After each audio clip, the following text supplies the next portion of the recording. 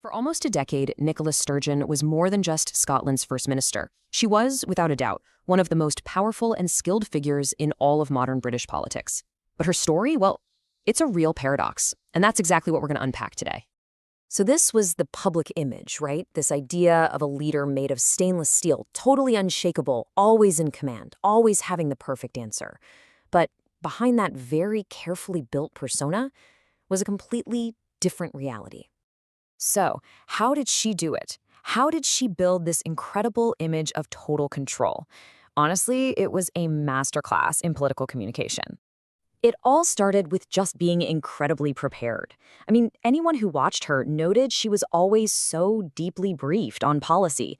In the crazy, chaotic world of politics, the fact that she was never flustered, well, that built a huge amount of credibility with the public. And this wasn't about flashy speeches or anything like that.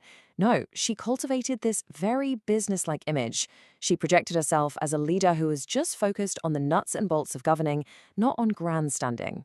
It was such a deliberate contrast to the often theatrical, kind of shouty nature of Westminster politics.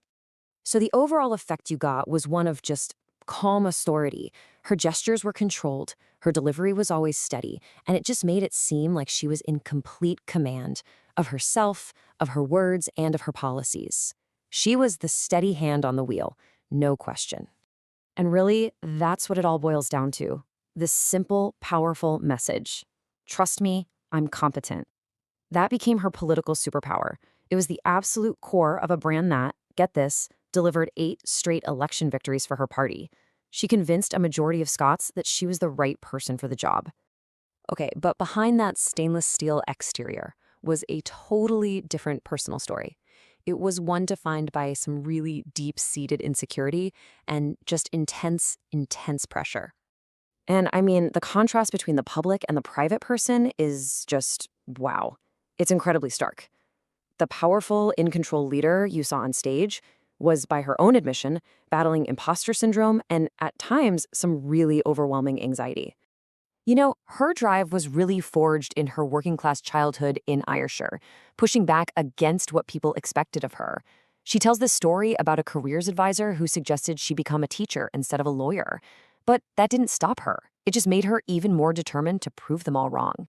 This particular moment she described came when she was overseeing this massive white paper on independence. And the weight of that responsibility just became so immense that she literally found herself on the floor, crying, struggling to breathe. It's just such a powerful reminder of the very real human cost of high-stakes politics. And all of this political skill, all of this drive, was pointed toward one single defining goal: Scottish independence. I mean, it was the central pillar of her entire political identity. Her party's rise was just meteoric. It all built up to that 2014 independence referendum.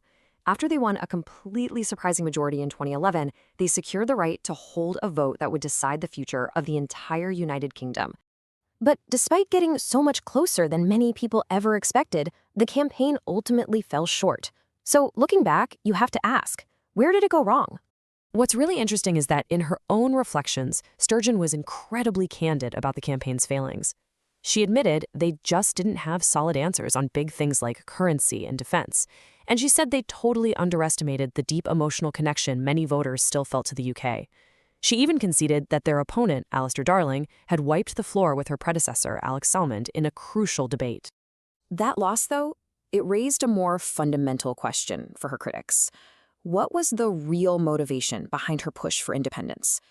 Some started to argue it wasn't born from a positive vision for Scotland, but from a negative reaction to the UK.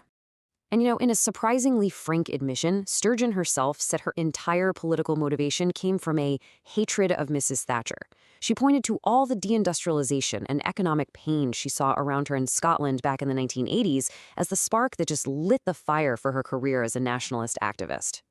So this critique argues that her brand of nationalism was rooted in what they called tall thistle syndrome. The argument goes that the movement became more about demolition, about tearing down the existing UK state, than it was about construction, and that it left behind a kind of void, with no clear, universally agreed-upon plan for what would come next. And so that leaves us with this central question today. For a movement that was so defined by one person's very paradoxical leadership, I mean, Nicola Sturgeon somehow managed to be this dominant political force and, at the same time, a deeply private introvert. She was a symbol of competence who also admitted to her own campaign's biggest failings. So, without her at the helm, can the mission she championed for her entire life actually find its way forward?